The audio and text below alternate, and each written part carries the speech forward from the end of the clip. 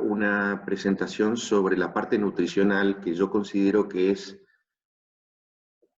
fundamental en el manejo de césped, sobre todo de césped deportivo. Inclusive en la práctica lo he terminado poniendo por arriba de la genética. O sea, me interesa mucho más un programa sólido de nutrición por el uso y la recuperación que yo necesito permanente del césped en su estado vegetativo, que las diferencias que yo pueda tener entre una variedad y otra respecto a la genética. Si yo no estoy en condiciones de maximizar el contenido nutricional que le doy a la genética, esa genética no se va a expresar. Eso ustedes lo saben bien claro. Así que muchas veces entre optar por tener óptimo de uno o de otro, yo opto por tener un excelente programa de fertilización sólido y poder tener una recuperación y aguantar el tipo de trámite de uso que lamentablemente en la Argentina, y después cuando hablemos un poquito más de la parte práctica, se le da a las canchas. Así que vamos a empezar hablando de nutrientes y fertilización, y después, si tenemos tiempo, yo quisiera recorrer un poquito un tema de los campos deportivos, de las canchas de fútbol profesionales. Es otra presentación, pero voy a tratar de que, como son todos agrónomos, voy a tratar de que las cosas, digamos, básicas, vamos a pasar rápidamente por arriba. La parte física del suelo es justamente también la que yo priorizo sobre la parte química del suelo. Corregir la parte química del suelo es relativamente sencillo. Podemos subsanar déficits, podemos hacer enmiendas, podemos modificar el pH, pero la física del suelo es lo que nos va a limitar siempre y lo que nos va a poner un desafío muy grande, sobre todo en cuestiones de drenaje y de retención de nutrientes, que van a ir compensándose el uno con el otro. ¿Por qué? Porque si tengo una cancha de construcción moderna que tiende a tener arena, voy a tener una muy baja capacidad de intercambio catiónico y voy a tener mayor lixiviación de nutrientes, con lo cual voy a necesitar tener un programa mucho más preciso y más sólido para no entrar en ningún momento en un déficit nutricional. Ahora, si por el otro lado tengo arcillas, probablemente tengo una dotación de nutrientes muy importante en el suelo, pero voy a tener un montón de problemas vinculados con los excesos de agua. Entonces, es muy importante poner todo lo que vamos a hablar de nutrientes y de fertilización en el contexto de los suelos en los cuales podemos llegar a tener que operar. Entonces, en principio, esto es a título recordatorio, cuáles son las tres partículas de suelo típicas: la arcilla con 0,02 milímetros para abajo, limo, y las arenas entre 0,05 y 2 milímetros. En forma comparativa pueden ver a la derecha, es una enorme diferencia de tamaño de partícula que nos condiciona y que determina un montón de factores sumamente importantes en los campos deportivos. Entonces, este es un tema que probablemente alguno pueda sorprenderse, aunque yo creo que es un tema que se trata en edafología como una especie de curiosidad. Es decir, un suelo arenoso tiene una porosidad menor que un suelo arcilloso. O sea, la cantidad de espacios vacíos para que puedan tomarlos el aire o el agua son en total es menor en un suelo arenoso que en un suelo arcilloso. Más allá de que el tamaño de los poros son absolutamente al revés. Los poros en los suelos arcillosos son microcapilares y los poros en los suelos arenosos son grandes. Pero si ustedes ven a la derecha, un suelo arcilloso tiene 53% de porosidad total y un suelo arenoso tiene tan solo 38%. Acuérdense que esa porosidad total, lo ideal sería que esté repartida en partes iguales entre agua y aire. En el triángulo textural, también un clásico de nuestra facultad, solamente quiero señalar dos cosas. que cuando un suelo tiene 55% de arcilla, ya califica como arcilloso. Fíjense a la izquierda, ya con 55 el suelo es arcilloso. Pero para ser arenoso, tiene que tener el 85% de arena. Quiere decir que el poder que tiene la arcilla de, digamos, de dominar o de imponer sus características a un suelo es mucho más fuerte que el que tiene la arena. Es mucho más difícil transformar un suelo nativo para convertirlo en arenoso que hacerlo con un arcilloso. Entonces, aquí vamos a ver que a medida que nosotros un suelo nativo, donde hicimos un jardín o hicimos un campo deportivo, lo queremos ir modificando, lo que nosotros tratamos es de mejorar esa parte física que es la determinante, la que me va a impactar a mí en la profundidad de raíces, por supuesto, de esa manera, en la tolerancia al pisoteo, la recuperación de la planta luego de daños, el drenaje, la infiltración, las enfermedades, la oxigenación. Entonces, como la parte física es determinante, muchas veces tomamos los suelos nuestros, que en la mayoría de los casos en la zona de Buenos Aires son pesados, y tratamos de irlos modificando. Entonces, vamos desde lo que es 0% de arena, 100% de tierra, arriba de todo en el primer renglón, tratamos con los años, con un montón de tareas y labores que vamos realizando, aireaciones donde removemos el tarugo del suelo y colocamos arena, tratamos de ir modificando ese suelo para aproximarnos a ese modelo perfecto que abajo dice USGA, que es el que conforma las normas de la Asociación de Golf de los Estados Unidos, que determinó cómo es el perfil ideal para sus greens de golf, que luego eso fue tomado por la FIFA y por otras entidades como el modelo perfecto o el mejor para desarrollar también otros deportes. Entonces, ¿qué es lo que podemos ver y sacar en conclusión de este cuadro? Que cuando tenemos 100% de suelo nativo, tenemos una muy, muy baja infiltración de 1,8 milímetros, por supuesto que esto es estimado. Con lo cual tenemos un montón de problemas de drenaje y de roturas cuando se hace uso de este campo deportivo.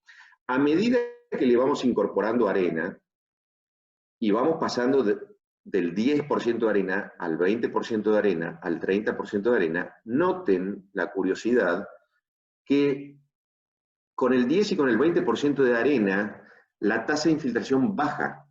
O sea, hemos perjudicado ese suelo, porque hay una interacción entre el tamaño de partículas, es una cuestión absolutamente física, donde se obturan los poros con una granulometría dentro de la otra. Recién cuando llegamos al 30% de arena, nosotros obtenemos una mejora sobre ese suelo nativo desde el cual empezamos y tenemos 2,2. Podemos decir prácticamente que no existe mejora, que con 30% estamos igual que antes. Luego, cuando empezamos a poner más arena, y pasamos del 40 al 50, al 60, las mejoras son relativas y tenues. Recién cuando empezamos a poner el 70% de arena en un suelo, logramos una diferencia en la infiltración significativa. Ahí entramos ya en una escala logarítmica y aumenta exponencialmente la capacidad de infiltración. Es este poder que tienen las arcillas de resistirse a la modificación porque tienen un impacto muy, muy fuerte en el suelo y la arena hay que ponerla en cantidades muy, muy grandes para poder lograr las tasas de infiltración que nosotros queremos, que empezarían más o menos, si pudiéramos elegir, alrededor de 80% de arena, con lo cual prácticamente ahí la tierra estaría haciendo un efecto de buffer o de capacidad de retención de agua y de nutrientes, como lo podría ser otro elemento, como podría ser la turba. Prácticamente lo que estamos viendo es que lo ideal es ni siquiera tener un terrón de tierra en un campo deportivo. Con respecto a la química del suelo, la química del suelo, que es el tema de nuestra presentación de hoy, las arcillas, mano izquierda, tienen una cantidad de posiciones eléctricas donde permiten que los cationes de carga positiva se peguen, se absorban en las arcillas, que son de forma chata, plana, y tienen un montón de cargas negativas, por lo cual, por una cuestión eléctrica, todos los cationes de carga positiva, valga la redundancia, o sea, todos los iones de carga positiva, barra cationes, se pueden retener. Todos los aniones que tienen carga negativa van a repelerse, y al repelerse no se pueden retener en el suelo y van a integrarse a la solución del agua que circula por dentro del suelo. Entonces, si teníamos una cantidad de cuestiones físicas a favor de las arenas, en las químicas la arcilla presenta una cantidad de ventajas por su capacidad de retención. Entonces, una SIC de 25, típica de un suelo franco-arcilloso, tiene una capacidad de retención de agua en ese 50 y tanto % de poros que tiene, y además por la tensión superficial, por la capilaridad que le ejerce esos poros de tan pequeño tamaño al agua y la retienen. Por supuesto que en el caso del agua es, en muchísimos casos, para mal, porque ese agua no percola y a veces ni siquiera la planta la puede tomar. Y en el caso de las arenas tenemos una capacidad de intercambio catiónico muy baja, que puede ser de 5, inclusive de menos, puede estar cerca de 1, 2, y vamos a tener que estar con un programa de fertilización muy intenso para reponer permanentemente los nutrientes que se me van a estar lixiviando cada vez que yo esté regando, porque seguramente también hay un programa de riego muy frecuente y depende de las lluvias. ¿Qué otro tema tiene un impacto muy fuerte en nuestros programas de fertilización y nuestro manejo del césped? El pH. Y este es un tema que casi con seguridad nos va a tocar a nosotros si operamos en la zona de Buenos Aires. Con los pHs más ácidos o más altos, algunos elementos se inmovilizan en el suelo. Están, pero no están disponibles para la planta.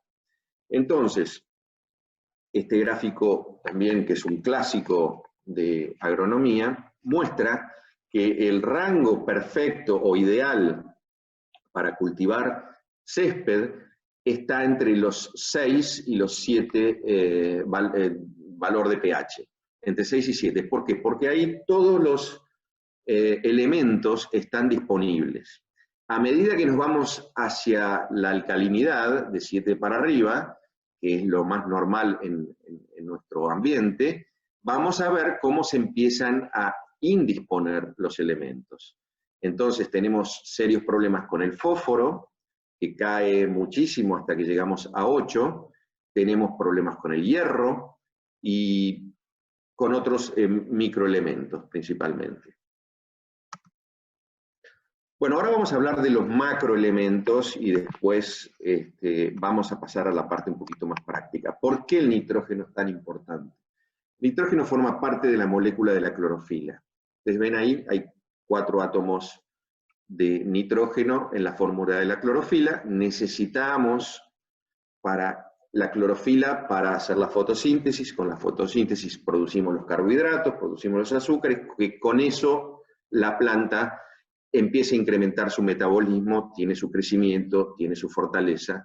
Entonces, es importante mantener los niveles de clorofila los más altos posibles, sobre todo ante una especie que nosotros la mantenemos artificialmente en un régimen permanente vegetativo, no lo dejamos entrar nunca en el reproductivo. Y además le estamos removiendo área foliar todo el tiempo, le estamos bajando el corte, y en algunos casos la altura de corte es muy baja. Entonces ustedes piensen en las hojas del césped como paneles solares. Muchas decisiones que uno tiene que tomar sobre corto, no corto, lo dejo más alto, lo dejo más bajo, la vamos a pensar en función de este área foliar, que es la superficie que intercepta la irradiación solar y que me permite fabricar los carbohidratos. Entonces, si yo tengo cualquier problema de recuperación, a mí cortar y sacarle área foliar va a hacer que esa recuperación sea más lenta, tanto de una enfermedad como de un desgaste por el uso. Entonces, siempre hay que ajustar en función de la sanidad y de la calidad y de la densidad que tenga el césped en ese momento. Entonces, en algunos momentos yo puedo ir, como en un green de golf, a 3 milímetros, inclusive menos, o en una cancha de fútbol puedo cortar a menos de 20 milímetros, si y solo si tengo tal sanidad y tal densidad que yo voy a poder interceptar una suficiente cantidad de luz como para poder tolerar ese factor de estrés que yo le estoy imponiendo con el corte. Bueno, cualquier fuente de nitrógeno que nosotros tengamos en el suelo, ya sea que la ponemos nosotros de forma inorgánica o de una fuente orgánica, que también puede tener que ver con restos vegetales del corte que hay ahí, o materia orgánica, va a pasar por un proceso de nitrificación y nitratación para poder estar disponible para las plantas. Entonces, arranca siempre como ion amonio positivo, y como es positivo, va a tener una retención en las arcillas. El ion amonio es una forma que la planta puede tomar. Lo que pasa es que es una forma transitoria, es una forma que no persiste, porque en cuanto se combina con el oxígeno del aire y del aire que circula dentro del suelo, va a continuar su proceso de oxidación a través de las nitrosomonas.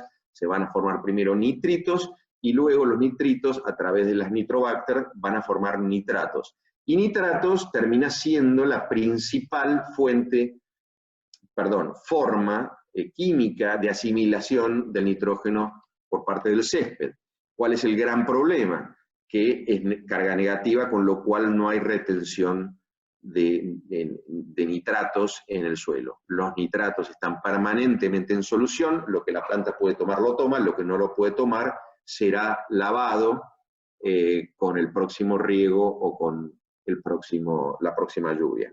Entonces, ¿esto qué significa? Que el nitrógeno es un elemento que nosotros no lo podemos cuantificar nunca, porque nunca es muy dinámico. Inclusive si yo hiciera un análisis foliar para determinar cuánto nitrógeno hay en hoja, o quisiera medirlo en nitratos en el suelo, es una foto del momento, a mí no me sirve absolutamente para nada. Yo tengo que tener unos niveles de nitrógeno en mi cabeza, que los vuelco en mi programa de fertilización, y con esos niveles de nitrógeno, que más o menos se correlacionan con el tipo de césped, con la época del año, con la altura de corte y con la intensidad de uso que yo tengo, entonces yo aplico. O sea, para mí considero que yo no tengo nitrógeno. Yo directamente estoy reponiendo el nitrógeno todo el tiempo, y no vamos a entrar en cuestiones de déficit de nitrógeno que podamos medir más que por observación a partir del suelo. Bueno, esto es lo que les acabo de explicar, y ustedes ven que las diferentes fuentes de nitrógeno que nosotros podemos aplicar tienen diferentes sensibilidades a las pérdidas por lixiviación.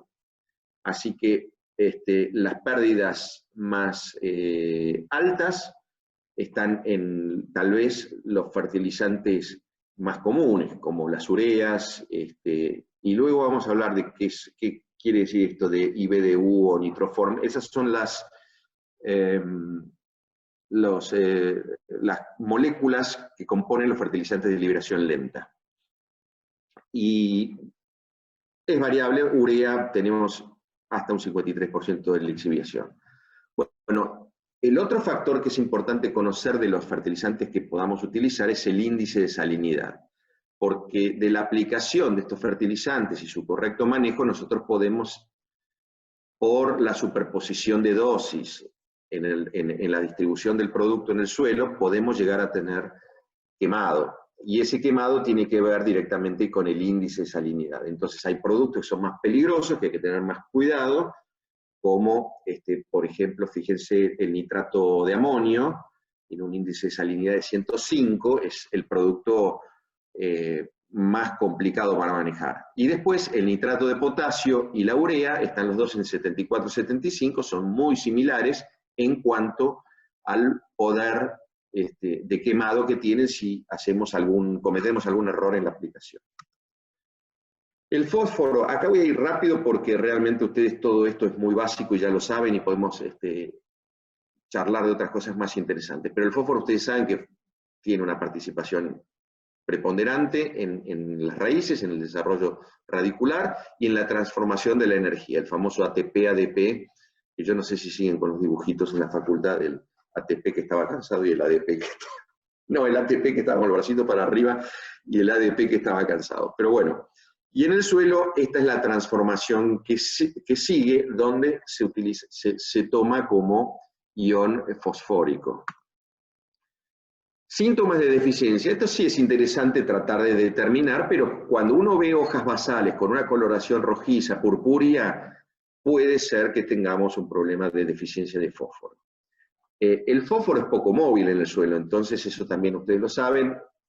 Podemos aplicar y dar por sentado que tenemos una cantidad que no se va a perder, por lo menos en suelos nativos. En suelos arcillosos, en suelos arenosos, la lixiviación también puede ocurrir.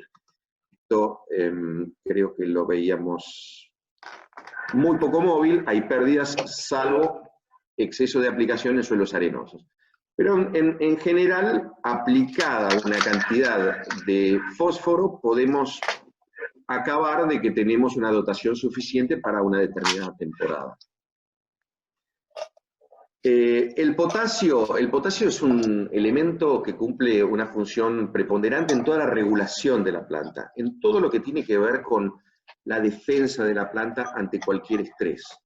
Trabaja a nivel de pared celular, trabaja a nivel de estomas. Entonces, todo lo que es respiración, transpiración, lesiones, ingreso de patógenos, todo eso tiene que ver con el potasio. La resistencia a los extremos de temperatura, tanto calor como heladas.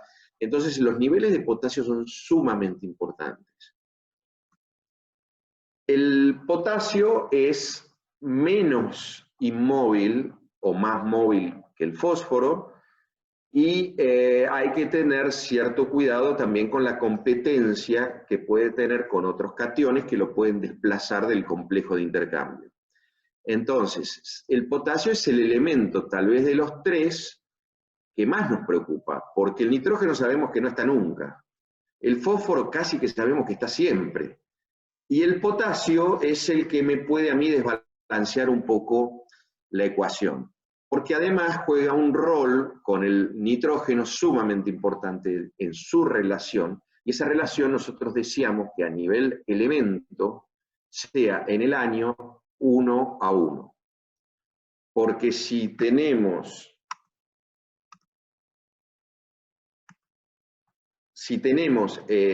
una relación nitrógeno-potasio desbalanceada y yo fertilizo permanentemente con nitrógeno, meto urea todas las semanas, en algún momento se me va a acabar el ingrediente del potasio que yo necesito para que toda esa masa foliar, toda esa área verde que yo estoy produciendo con el nitrógeno, necesita del potasio para integrar los componentes de la pared celular, y si yo no lo tengo en proporciones similares, es como tener 10 kilos de harina y 2 huevos para hacer una torta. Necesito que estén en proporciones equivalentes. Y esa relación en césped es 1:1.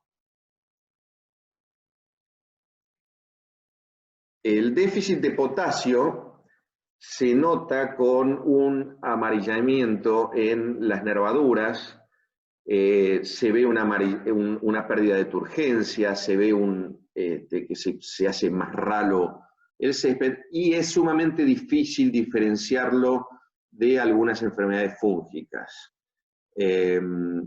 Pero en general uno puede detectarlo porque las enfermedades fúngicas van a tomar más las hojas superiores, más jóvenes, y no tanto las basales. Así que si nosotros vemos que las basales son las amarillentas, más allá de la senescencia que tiene que tener natural, o sea, no por viejas, sino por afectarse en un momento que no corresponde, podemos determinar que tenemos un problema de potasio o empezar a investigar por ese lado. No quita que haya alguna enfermedad fúngica que tiene que ver más con el suelo y con podredumbre de raíz y de corona, que también ataca más de abajo hacia arriba y puede dar primero un amarillamiento en las hojas basales antes que en las jóvenes. El fertilizante por excelencia nitrogenado es el nitrato de potasio. El nitrato de potasio tiene grandes ventajas porque es oxidante, y nosotros en nuestros suelos tenemos bastantes problemas de falta de oxígeno y de procesos de reducción química que convierten al azufre del suelo, en algunos casos en ácido sulfídrico, que después reacciona con el hierro, produciendo lo que se denomina como capa negra o black layer. El black layer es sumamente difundido en nuestros suelos, es muy común ver casos de black layer no diagnosticados en campos de fútbol y en greens de golf, donde se interpreta que hay un problema de hongos, porque también amarillea la hoja, se le pone fungicida, se hace un montón de cosas, no hay resultados, ralea el césped, está débil, no se recupera del pisoteo, y finalmente basta calar para encontrar una capa, una franja negra abajo con olor a podrido, a huevos podridos, y ese es el proceso de reducción por falta de oxígeno que sufre el azufre, hace ácido sulfídrico, que es un gas, y con eso mata las raíces. Luego reacciona con el hierro, forma esa coloración negra. Entonces, sumamente importante tratar de tener un programa que incorpore el nitrato de potasio, porque es oxidante, más allá de que hay que hacer aireaciones y hay que incorporar arena para que esos poros sean más grandes. Y yo les puedo garantizar que tengo unas fotos horripilantes de capa negra recientes, y combato la capa negra prácticamente todos los meses del año en varias canchas. Tengo una con muchos problemas en Racing. Bueno, esta es una ilustración de cómo diferentes elementos, por supuesto en diferentes cantidades, los micronutrientes son cantidades mínimas, pero no por mínimas dejan de ser muy importantes, porque también hay mucha gente que arma planes de fertilización donde trabajan solamente con macronutrientes todo el año. Los extras se publican por 3 días en el boletín oficial. Entonces tienen, creo que sí, tienen tendencia a tener déficit de micronutrientes. Ha ocurrido de programas de fertilización que yo he revisado, que siempre es nitrógeno, fósforo, potasio, nitrógeno, fósforo, potasio. Puede ser que a través de un sulfato entre azufre, a través de un cloruro entre cloro, que es una de las formas que yo directamente no utilizo con césped, y el triple 15, otro fertilizante muy popular, la fuente de potasio es cloruro de potasio, muriato de potasio. Entonces, hay que tratar de evitar las fuentes que tienen cloro. Y también hay que tener cuidado, si yo tengo black layer, si el potasio lo pongo a través de sulfatos o a través de nitratos. Entonces, evidentemente que teniendo black layer voy a hacer toda mi fertilización con nitratos. Yo por regla general directamente no utilizo los sulfatos, utilizo siempre todo a nivel con nitratos. ¿Cómo hacemos para poner micronutrientes? Normalmente los micronutrientes los ponemos en forma foliar, con fertilizaciones foliares, donde nosotros combinamos 3 tipos de fertilizaciones en un programa de fertilización que ahora lo vamos a ver a continuación. Fertilizaciones granuladas con fertilizantes baratos agrícolas por una cuestión de presupuesto, porque sería deseable poder utilizar fertilizantes más sofisticados exclusivamente, con mucho menor índice de salinidad y potencial de quemado. Fertilizantes de liberación controlada, que son los que estoy mencionando ahora, que son mucho más elaborados, con una granulometría idéntica, con lo cual cuando uno reparte con una fertilizadora de giro, se distribuyen de una manera mucho más pareja porque no hay diferentes tamaños de partícula y diferentes pesos, e inclusive esos fertilizantes que tengan en la misma partícula la misma composición química. Porque si nosotros agarramos un fertilizante mezcla, en un punto del césped cae la partícula que tiene el sulfato de potasio y en la otra va a caer donde está el nitrógeno. Entonces hay una fertilización diferencial en cada punto donde cae una partícula. Por eso las pelotitas del fertilizante son de diferentes colores, porque son diferentes composiciones y diferentes elementos. Ahora, cuando yo tengo un fertilizante que en cada partícula la composición es homogénea, y tengo exactamente la misma composición química en cada gránulo, y cada gránulo físicamente es del mismo tamaño que los demás, tengo una distribución física muy superior y tengo una distribución química muy superior, con lo cual los resultados son superiores. Y además eso me dura en el tiempo, porque no son todas moléculas que se solubles, sino parcialmente solubles y algunas bastante insolubles, entonces yo tengo una distribución en el tiempo de un fertilizante de liberación lenta y tengo unos grandes resultados. Entonces, ¿cuál es el tercer caso? La fertilización foliar va por hoja, yo me escapo del sistema suelo, me escapo de los problemas de pH que pueda tener y ingreso por hoja con todo el paquete de micronutrientes que yo necesito para mi césped. Entonces, complemento lo que hago en forma granulada con una forma foliar muy completa y que no estoy preocupado porque si estoy con un pH de 8,2, sé que el hierro en el suelo se va a bloquear y no va a llegar ni entrar a la planta, y así sucesivamente con otros elementos. Bueno, esto es otro ejemplo para diagnosticar déficits. Algunas son complicadas de diferenciar de enfermedades fúngicas, pero esas coloraciones rojizas que ustedes ven, anaranjadas, siempre tienen que llamar un poco la atención. Bueno, acá vuelvo a hablar de los fertilizantes de liberación lenta, o tal vez es más preciso decir de liberación controlada, y de acuerdo a la tecnología y a cómo se hace la mezcla de esos fertilizantes, pueden liberar en un periodo de 2 a 3 meses en césped, que son los que usamos nosotros, pero también hay viveros o productores de plantas que tienen un crecimiento mucho más aletargado, de leñosas o de árboles, que también utilizan fertilizantes de liberación lenta, pero que tengan un rango de liberación que sea de 5 o 6 meses, que sea más acorde a un crecimiento más pausado y no al crecimiento intenso, vertiginoso que tiene el césped. La ventaja de este fertilizante es que como se va liberando de a poco, y algunas tecnologías son no dependientes de la humedad, entonces ese contenido nitrogenado o potásico se va a ir liberando a una velocidad tal que la planta la puede asimilar en casi su totalidad. Entonces hay un muy bajo porcentaje de pérdidas. No hay tal cosa como un fertilizante fosforado de liberación lenta. O sea, si ustedes tienen un fertilizante de liberación lenta con fósforo, el fósforo no está tratado, no tiene una liberación lenta porque ya de por sí es inmóvil en el suelo. Entonces, lo que tiene su liberación controlada puede ser el nitrógeno y el potasio. Y eventualmente está esta cuestión de que sea una partícula homogénea que tiene los mismos elementos en el gránulo, con lo cual ahí sí tienen una ventaja porque van a tener el nitrógeno, el fósforo y el potasio en la misma partícula.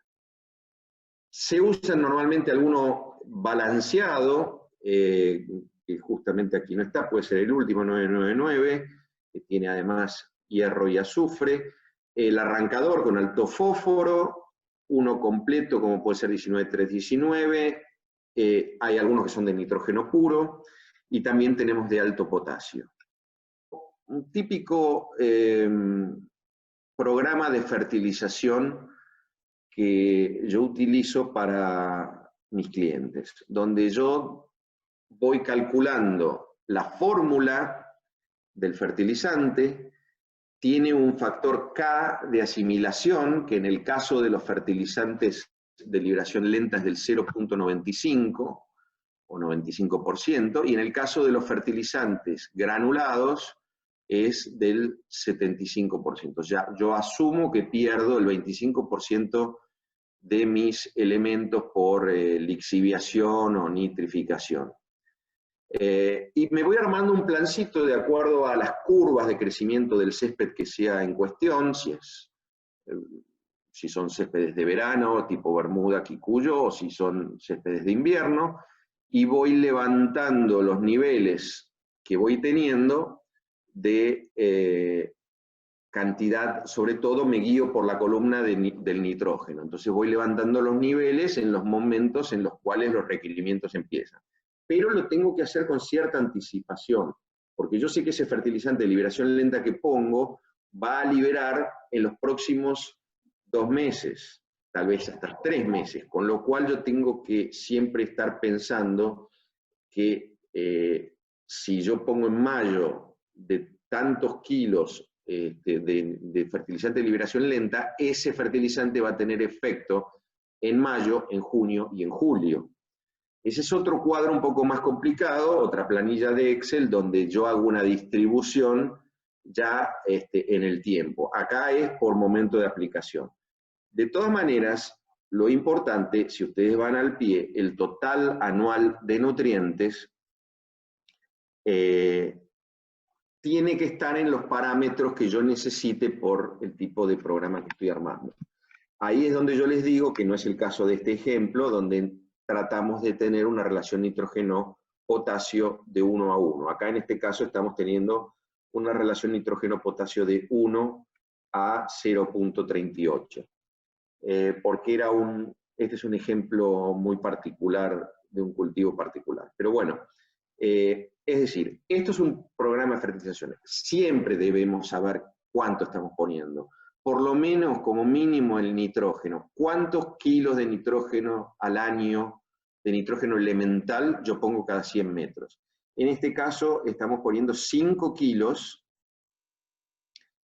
377 gramos de nitrógeno elemental por año cada 100 metros cuadrados. A la izquierda quedó mal porque no se ve bien, porque están letras en blanco, pero leen que campos deportivos hay que aplicar entre 500 y 800 gramos de nitrógeno elemental cada 100 metros cuadrados. Eso tiene que ver con la intensidad del uso de esa cancha. Los greens de golf se manejan entre 300 y 600, y los parques se utilizan muchísimo menos. En realidad hay gente que no pone nada en todo el año, y así, bueno, así los tienen, ¿no? Pero sería entre 100 y 300. Entonces, de acuerdo a la intensidad de uso, de acuerdo a la frecuencia de corte, porque yo estoy removiendo permanentemente área verde, estoy sacando área verde y la planta está todo el tiempo fabricando, y yo se la estoy sacando y le estoy achicando el área foliar, que es su capacidad de interceptar las irradiaciones solares. Entonces, bueno, nosotros hoy nos estamos manejando, esto no es de una cancha de fútbol, nos estamos manejando generalmente arriba de lo que es este programa. En nitrógeno estamos alrededor de los 7 kilos, y en el caso del potasio buscamos una relación 1 a 1. Fertilización. Cuando uno trabaja con fertilizantes granulados, los efectos son muy transitorios y muy efímeros, porque uno aplica urea, hay un pico de crecimiento, cortamos el césped intensamente, verdío bárbaro en 5, 6, 7 días, y de golpe volvemos a las 2 semanas y nos encontramos, ¿qué pasó? Se cayó. Porque todo eso se lixivia, se lava, no hay una capacidad de retención de nitrógeno en el suelo. Entonces, en un programa de fertilización, tener una base con fertilizantes de liberación lenta que me marque el 50% de los requerimientos, y darle el 30 o el 40 con solubles, y el último punto de acelere y de micronutrientes se lo doy con foliares, es una buena combinación, porque entonces yo nunca voy a perforar un piso nutricional.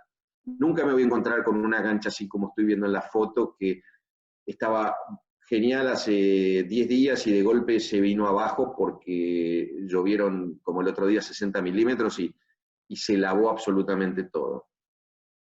Entonces, con un programa de fertilización, en 7 días hay un cambio trascendente. Pero bueno, pero eso va a tener que ver con la parte de los solubles, no de los liberaciones. El tema es no volver, porque esta misma foto de la derecha se puede volver a revertir a la de la izquierda en 10 días si yo trabajo solamente con urea, por ejemplo. Entonces, tenemos que hacer un plan sólido que yo no esté todo el tiempo diciendo cómo me la voy a encontrar a la cancha. Porque eso además impacta después en enfermedades, impacta en un montón de otras cosas. Acá pueden ver un caso de diferentes niveles de fertilización. Está buena la foto porque combina una cancha de golf con 2 jardines. Entonces, y no está photoshopeada la foto. Esta es una cancha en la zona de Pilar, donde los greens están subfertilizados, tienen un color apagado, lo mismo que los tees. En los tees hay ryegrass, y hay ryegrass importado, turf type, excelente, con una capacidad genética de dar un color verde oscurísimo, como aquí lo pueden ver en este jardín que tiene el mismo ryegrass que está puesto acá en el tee de salida. Lo que pasa es que aquí el plan de fertilización es muy exiguo y aquí el dueño es un fanático y le mete un programa de fertilización como el que debería tener por lo menos los tees, no digo los fairways de la cancha, toda la cancha, pero los tees que suman en toda una cancha de golf, suman 1 hectárea, merecerían tener este color, esta densidad, esta textura y esta sanidad que tiene acá la casa. El vecino de enfrente prefiere ahorrar un poco y le pone, de vez en cuando le tira un poco de urea. Y usa ryegrass anual que tiene un color genético mucho más claro. Y aún así lo tiene con una intensidad de color mejor que la cancha de golf. La cancha de golf que el que la maneja quiere cortar menos, quiere ahorrar en combustible, en lubricantes, en horas hombre, en afilado de máquinas, porque si uno también le abre la puerta al león y hace un plan de fertilización como los que a mí me gustan, hay que cortar. Eso uno lo mira fijo y lo ve crecer al césped. Entonces, hay lugares donde tratan de mantenerlo en un buen punto de costo-beneficio cuando se habla de muchas hectáreas. En una cancha de fútbol, en un campo deportivo, no hay ninguna justificación para no darle rienda suelta y darle todo lo que necesita. Pero una cancha de golf a veces se puede entender que además son todas deficitarias, que traten de tener las riendas cortas. Pero en este caso es un caso ya de subfertilización. Sebastián, yo tengo una duda acerca Sí. de los fertilizantes de liberación lenta. No sé si lo mencionaste, pero ¿de qué depende la liberación de estos fertilizantes? ¿Si del agua en el suelo, la temperatura? Muy buena pregunta. Bueno, mira, hay 4 o 5 tecnologías diferentes que se han ido mejorando. Una tecnología era la del Nutralen, que tal vez lo han escuchado, que en definitiva son cadenas nitrogenadas muy largas que se van hidrolizando con el agua, se van cortando y en todo ese proceso de cadenas complejas y largas hasta que se termina liberando un ion de amonio, pasan más de 4 o 5 semanas. Ese tipo de tecnología que hoy se considera antigua estaba condicionada por la cantidad de agua. Si no había agua, no liberaba mucho, y si había más agua, liberaba más rápido. Después está el IBDU, isobutilen diurea. Es una tecnología un poco más moderna, pero que también depende fuertemente del contenido de agua del suelo, lo cual no la hace muy buena para momentos en que llueve mucho y tal vez es invierno y yo no necesito que libere tanto como lo que llovió. Entonces era muy difícil programarlo. Después aparecieron, o en más o menos al mismo momento, aparecieron las coberturas de azufre a los gránulos de urea.